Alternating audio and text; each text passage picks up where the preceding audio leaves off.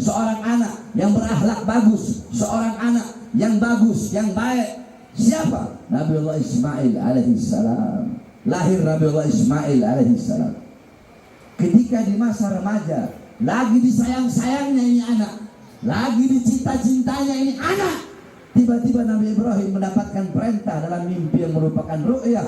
Dapat perintah untuk apa? Untuk menyembelih anaknya, saudara sekalian. Apakah Nabi Ibrahim ngeluh?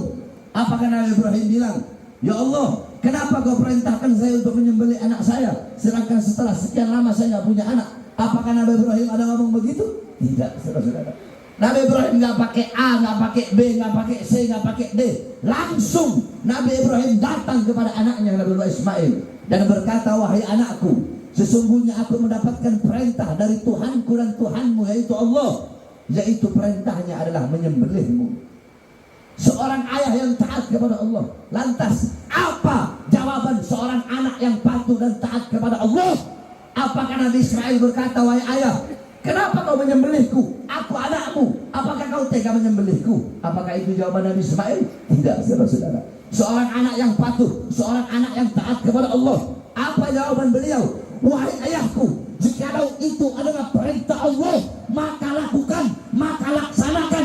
Jangan ada keraguan di dalam hatimu untuk melaksanakan perintah dari Allah Subhanahu wa Ta'ala. Dibawa Nabiullah Ismail alaihissalam ke tempat penyembelihan, ke tempat pengorbanan, saudara-saudara. Sebelum Nabiullah Ismail disembelih, Nabiullah Ismail memohon kepada ayahnya, meminta 3 permohonan. Apa 3 permohonan itu? Yang pertama, Nabi Ismail berkata, wahai ayahku, tolong asah pisaumu sehingga pisau tersebut menjadi tajam agar aku tidak terlalu merasakan sakit ketika engkau menyembelihku. Yang kedua, wahai ayahku, tolong tutup mataku dan jangan engkau melihat wajahku. Palingkan wajahmu dari wajahku. Kenapa? Karena khawatir kalau nanti engkau membuka mataku, aku melihatmu dan engkau melihatku, akan timbul rasa kasihan dan rasa iba di hatimu sehingga engkau tidak jadi menyembelihku. Yang ketiga, wahai ayahku, tolong lepas pakaianku. Jangan sampai nanti pakaianku terkena darah, kemudian ibu melihat dan nanti ibu menjadi sedih melihat darahku. Lihat bagaimana ketaatan seorang anak dan seorang ayah kepada Allah Subhanahu wa Ta'ala. Akhirnya ketika pisau itu ditaruh di leher Nabiullah Ismail alaihissalam, ketika akan disembelih, tanpa ada keraguan, dengan keyakinan yang kokoh, keteguhan hati yang kuat, ketika akan disembelih, Allah ganti Nabiullah Ismail dengan seekor domba yang berasal dari sorga, saudara-saudara. Allah Subhanahu wa Ta'ala ingin melihat seperti apa ketaatan kekasihnya. Ternyata Nabiullah Ibrahim dengan penuh keteguhan, kekokohan, beliau nggak peduli dengan apapun. Kalau sudah perintah Allah, beliau laksanakan, bahkan mengorbankan dan menyembelih anaknya. Allah ganti dengan seekor domba yang berasal dari surga. Makanya Al-Imam Ali bin Abi Thalib ketika beliau ditanya, ya Imam, coba sebutkan siapa saja makhluk-makhluk yang nggak punya ayah dan nggak punya ibu. Imam Ali menjelaskan, makhluk-makhluk yang tidak punya ayah dan tidak punya ibu. Yang pertama, Nabiullah Adam alaihissalam, nggak punya ayah, nggak punya ibu. Yang kedua, tongkatnya Nabi Musa, yaitu ketika dilemparkan, tongkat itu menjadi ular, nggak punya bapak, nggak punya ibu. Yang ketiga, ontanya Nabiullah Saleh alaihissalam yang keluar dari batu, nggak ada bapak, nggak ada ibu. Yang keempat, tanah liat yang ketika itu ditiup oleh Nabiullah Isa kemudian menjadi burung, nggak ada ayah, nggak ada ibu. Yang kelima, Nabiullah Ismail yang digantikan dengan domba yang berasal dari sorga, nggak ada ayah dan nggak ada ibu. Oleh karenanya saudara-saudara sekalian, itu yang pertama, Nabiullah Ibrahim lebih taat kepada perintah Allah daripada perintah selain Allah. Beda dengan kita, saudara-saudara. Kita lebih taat kepada perintah makhluk, kita lebih taat kepada perintah manusia. Kalian yang bekerja lebih taat dengan perintah bos kalian, dengan lebih taat kepada perintah majikan kalian. Di masjid-masjid, di musola-musola terdengar panggilan sholat, panggilan Allah, tetapi kalian abaikan panggilan Allah. dan lebih memilih panggilan-panggilan manusia, lebih memilih panggilan dagangan kalian, pekerjaan kalian, harta kalian, rupiah kalian, pangkat kalian, jabatan kalian.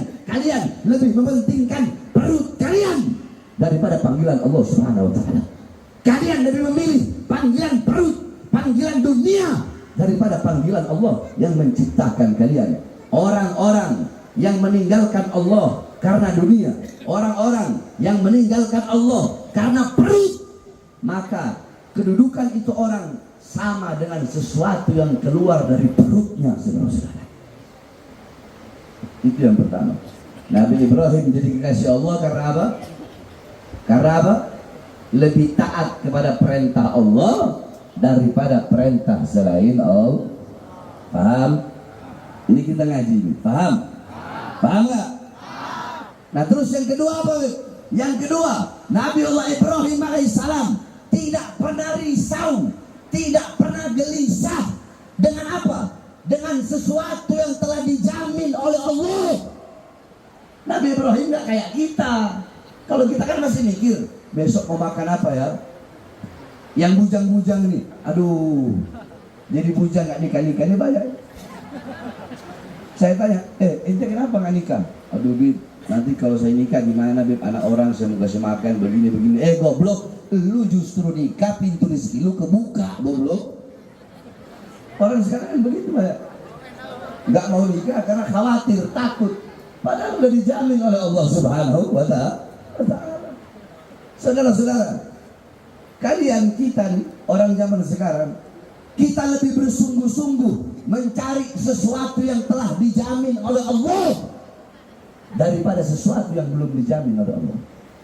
Saya tanya, rizki dijamin nggak sama Allah? Jawab yang keras, dijamin nggak? Dijamin nggak? Sorga, itu udah dapat jaminan sorga? Udah dapat jaminan sorga? Dapat jaminan sorga? Nah, coba kita pikirkan pakai otak. Kenapa kita lebih bersungguh-sungguh mencari sesuatu yang sudah dijamin daripada sesuatu yang belum dijamin? Ibarat kata ini pulpen nih, pulpen. Ini pulpen ada di luar begini. Ini siwak ada di kantong. Yang kalian cari yang mana?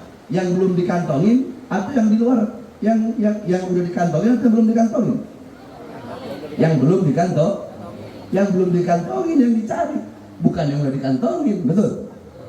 Nah kalau kalian kan enggak, kalian lebih bersungguh-sungguh dalam urusan dunia, harta, nyari uang, pagi, siang, sore, malam, sehingga kalian meninggalkan Allah, mengabaikan panggilan Allah, lebih bersungguh-sungguh mencari sesuatu yang telah dijamin daripada sesuatu yang belum dijamin, yaitu surga, saudara-saudara. Saudara-saudara, kita semua sudah dijamin rezekinya oleh Allah Subhanahu wa ta'ala. Maka jangan kalian risau, hilangkan kerisauan dalam hati kalian akan sesuatu yang telah dijamin, tapi pikirkan sesuatu yang belum dijamin. Apa itu? Surga. Takutlah kepada Allah. Saudara-saudara, saya, kalian, saya, terus Asep, Jalil, sama Edo, saya berempat mancing di laut. Perahunya sama, jorannya sama, kailnya sama, umpannya sama, lautnya sama. Dapat ikannya sama gak? Saya dapat 5, Jalil dapat 3, Asep dapat 2, Edo dapat 1. Padahal semuanya sama. Benar gak? Itulah rezeki. Kalau Allah sudah bilang rizki kamu hari ini 1 juta, walaupun hari itu engkau nggak keluar rumah, maka rizki yang kau dapat 1 juta.